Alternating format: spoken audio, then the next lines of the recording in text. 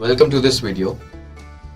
इस वीडियो में हम चर्चा करने वाले हैं स्क्रिप्ट रीडिंग के बारे में। स्क्रिप्ट को पढ़ना, अगर हम वॉइस ओवर के लिहाज से देखें तो हम अब करने जा रहे हैं मुद्दे की बात, स्क्रिप्ट को पढ़ना। अब वॉइस ओवर की अगर बात करें तो कहानी यहीं से शुरू होती है और यहीं पे आके खत्म होती है।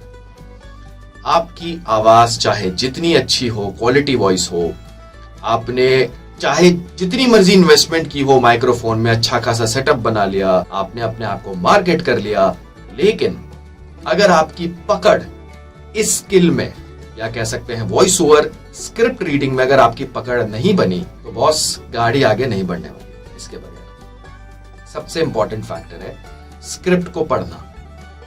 इसी चीज को आपको अपनी एक आदत बनाना होगा, इसी चीज को आपको अपनी एक चाहत बनाना होगा।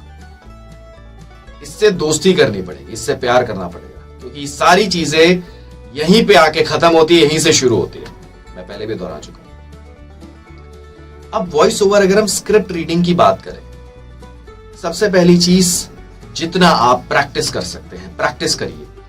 इस वीडियो ट्रेनिंग सीरीज की पिछली वीडियोस में बताया गया है जो डेली हैबिट्स आपको डेवलप करनी चाहिए। अगर हम बात करते हैं स्क्रिप्ट रीडिंग की, ऐसे कौन से सारे इंपॉर्टेंट फैक्टर्स हैं जिनको आपको माइंड में रखना हो जब भी आप स्क्रिप्ट को पढ़ते हैं? ऐसी कौन सी सारी चीजें हैं जो इंपॉर्टेंट है जब हम बात करते हैं स्क्रिप्ट रीडिंग की? सबसे पहली चीज, कैटेगरी कौन सी है। जब आपके हाथ में कोई स्क्रिप्ट आती है, चाहे आप प्रैक्टिस के लिहाज से देखें या फिर आपके पास कोई प्रोजेक्ट आ गया, सबसे पहली चीज कैटेगरी कौन सी है। ई लर्निंग है, स्टोरी टेलिंग है, इसके अलावा एक्सप्लेनर वीडियो है, एडवर्टाइजमेंट है, तो ये आपको दिमाग में रखना पड़ेगा कैटेगरी कौन सी है, सबसे पहली चीज। दूसरी चीज, वॉइस मॉड्यूलेशन। कैटेगरी के हिसाब से आपको वॉइस मॉड्यूलेशन का ख्याल रखना पड़ेगा। वॉइस मॉड्यूलेशन के अलावा पेस, मतलब स्पीड, पढ़ने की स्पीड बहुत स्लो है, मीडियम पेस है, कह सकते हैं एक हिसाब से नॉर्मल पेस है, या फिर फास्ट है, या फिर सुपर फास्ट है। कभी कभी आपको ऐसी स्क्रिप्ट भी दी जाएगी जहां पे आपको, जैसे रेडियो ऐड हो गई, 5 सेकंड में इसको पढ़ना है फटाफट, तो आपको उस हिसाब से पेस को अडेप्ट करना होगा। तो दोबारा दोहराते, कैटेगरी, वॉइस मॉड्यूलेशन, तीसरी चीज उसका पेस। इसके बाद जो चीज का आपको ख्याल रखना है वो है एक्सप्रेशन। एक्साइटेड हो सकता है एक्सप्रेशन, डर वाला, खुशी वाला, फनी, इन चीजों का भी आपको ख्याल रखना होगा। इसके अलावा जो एक बहुत इंपॉर्टेंट फैक्टर है वो है टारगेट ऑडियंस। टारगेट ऑडियंस क्या है इसकी?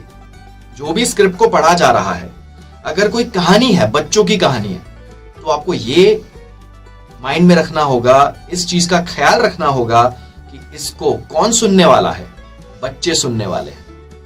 तो आपको उस लिहाज से उस स्क्रिप्ट को पढ़ना है। और स्क्रिप्ट को पढ़ते पढ़ते सबसे इंपॉर्टेंट चीज जिसका ख्याल आपको रखना ही है वैसे, वो है प्रोनाउंसिएशन, आपका उच्चारण। जब आप स्क्रिप्ट को पढ़ते हैं, उच्चारण बहुत इंपॉर्टेंट है। इस वीडियो सीरीज में पिछली कुछ वीडियोस में बताया गया है, जो प्रोनाउंसिएशन, उच्चारण को लेके थी, उसमें बताया गया था कि जब आप कैजुअली बात करते हो तो वहां पे ये सब मैटर नहीं करता, लेकिन वॉइस ओवर में एक एक शब्द क्लियर होना चाहिए। आखिरी चीज, प्रोनाउंसिएशन के अलावा आपको स्क्रिप्ट पढ़ते पढ़ते कहां पे पॉज लेना है, किस शब्द में ज्यादा भार डालना है, यह आपको माइंड में रखना होगा। इन चीजों का भी आपको ख्याल रखना होगा। जैसे एग्जांपल के तौर पे, जैसे एक लाइन मुझे बोलनी है, इस वीडियो में आपका स्वागत है।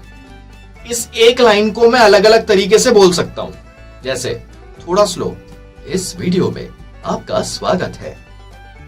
थोड़ा फास्ट, इस वीडियो में आपका स्वागत है। थोड़ा डीप बेस के साथ, इस वीडियो में आपका स्वागत है।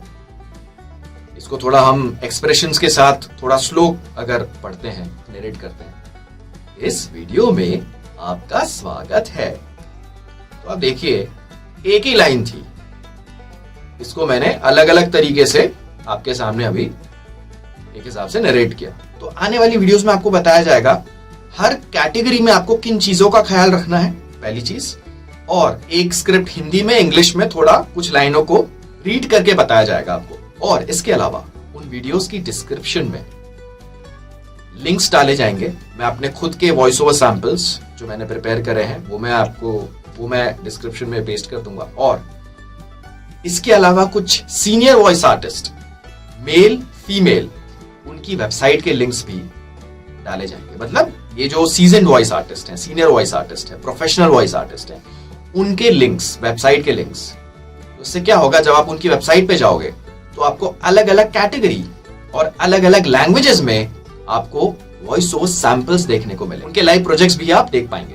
तो हम आने वाली वीडियोस में बात करेंगे script reading, genre wise, category wise.